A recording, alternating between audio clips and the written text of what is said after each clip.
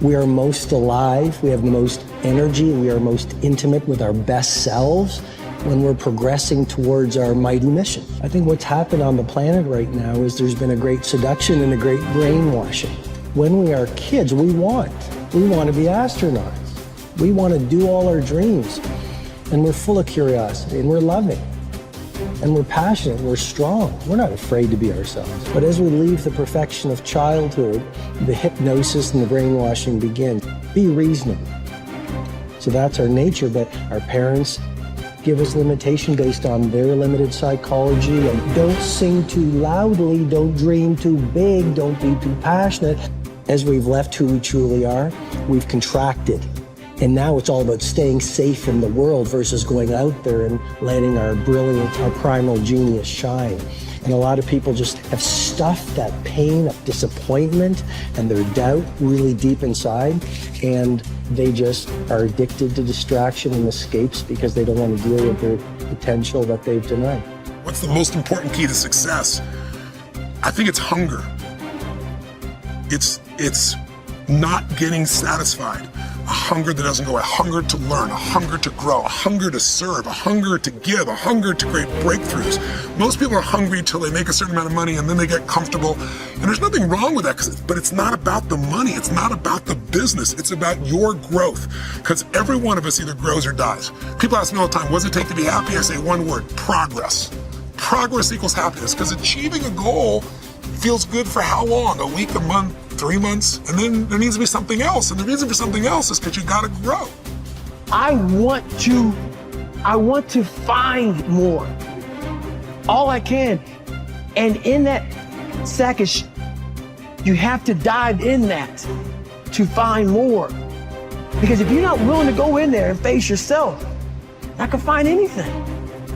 You can live right here on surface, man, right here on surface.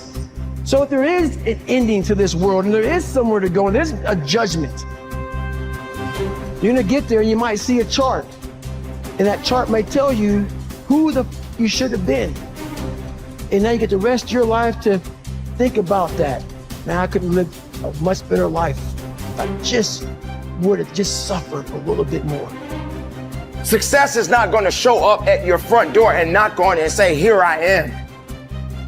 It's not coming to look for you. In fact, success is not thinking about you. Success is already doing its job. You got to be willing to do your job. Each and every day that you are breathing in this world, each and every day that you are doing something in this world, you should be focusing on getting better, not worse. You should be understanding that, hey, I can't be this same person on a day in, day out type of way. I got to keep focusing and going further and going harder and going stronger and pushing myself till there's nothing else left to push forward. So now's the time for you to hit the gym of your life and start exercising your self-discipline muscle. No more talk, no more excuses. From this moment forward, it's all about massive execution. Will there be days that you don't feel like it? Yes. Will there be days that you want to stop? Yes. Will there be days that you want to give up? Yes. Will there be days that you want to quit? Yes. Listen to me. Quitting is never an option. We've all bought into a lie. We've bought into a lie that confidence is belief in self. And so when you're in a situation which is normal, where you don't believe in yourself, you're like, oh my God, I have no confidence. The truth is, and I want you to walk out of here with a new definition of confidence. Confidence is the willingness to try. Because when you try and you take action, what happens, and what's happened for France, is that when she sees herself taking action, what happens is she sees herself being the kind of person that takes action. So she has evidence that she can rely on herself. And that action is what builds confidence. It doesn't start with belief. The real way for most of us is not to wait to believe, but to push ourselves to act. And through the action, you will build the belief. We're built to walk uphill. And when you reach the pinnacle of the hill, you want to stop and appreciate the vision, but the next thing you want is a higher hill in the distance, because it's the uphill climb that it's from the uphill climb that we derive our value, and I mean this technically. So almost all the positive emotion we feel, especially the emotion that fills us with enthusiasm, and that's to be filled with the Spirit of God, by the way, because that's what enthusiasm means. That's experienced in relationship to a goal. And so in some sense, and this is part of the religious enterprise, you want a goal that you can never attain, right? So you can always move closer to the goal that recedes as you move towards it. You think, well, that's frustrating. It's like Sisyphus pushing the rock uphill. But it's not, because as you pursue that goal, you put yourself together and your life does get better and richer and more abundant. And that's why the highest levels of virtue and goal are in some sense transcendent. You want them to be above everything you're doing so you can continually move towards something that's more sublime and better. That's what you are. You're here to live, not to sleep. I didn't study, I didn't study a book. I literally put myself in a fire repeatedly like a sword. You put a sword in the fire repeatedly and repeatedly. If you keep on doing that, you're going to get a nice sword. And then you keep on beating it. You got to beat the shit out of it. And that's what I am. Yeah. I became that. I said, okay, we can't quit.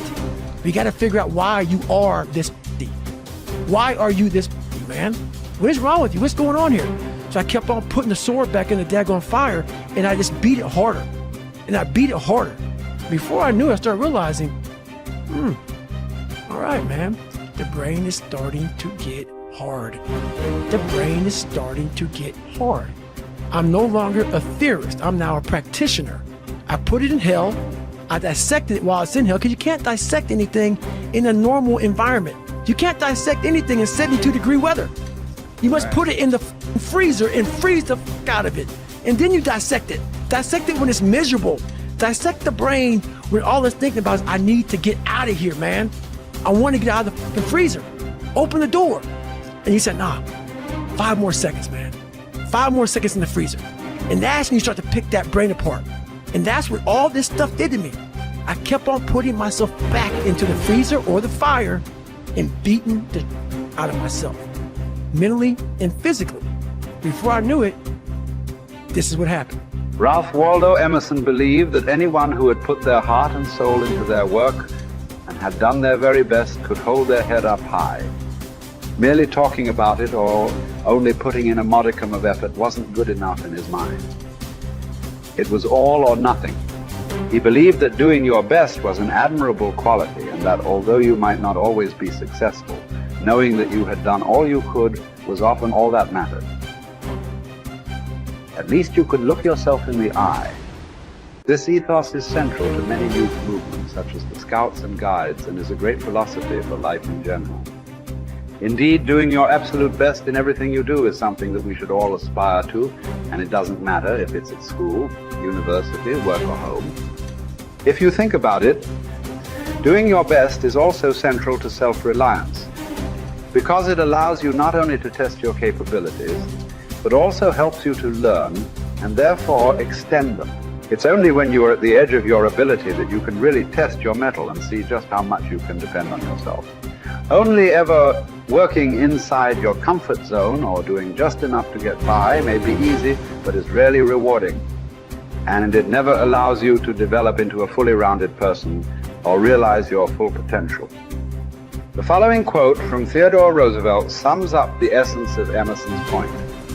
It is not the critic who counts, nor the man who points out how the strong man stumbled, or where the doer of deeds could have done better. The credit belongs to the man who is actually in the arena, whose face is marred by dust and sweat and blood, who strives valiantly, who errs and comes up short again and again, who knows the great enthusiasms, the great devotions, and spends himself in a worthy cause, who at the best knows in the end triumph of high achievement, and who, at worst, if he fails while daring greatly, so that his place shall never be with those cold and timid souls who know neither defeat or victory. When you are working on your next task, give it your full concentration and really put the effort in to produce the best possible end result. Even if it doesn't lead to glittering success, you should be proud of yourself for doing your very best. No man fails who does his best.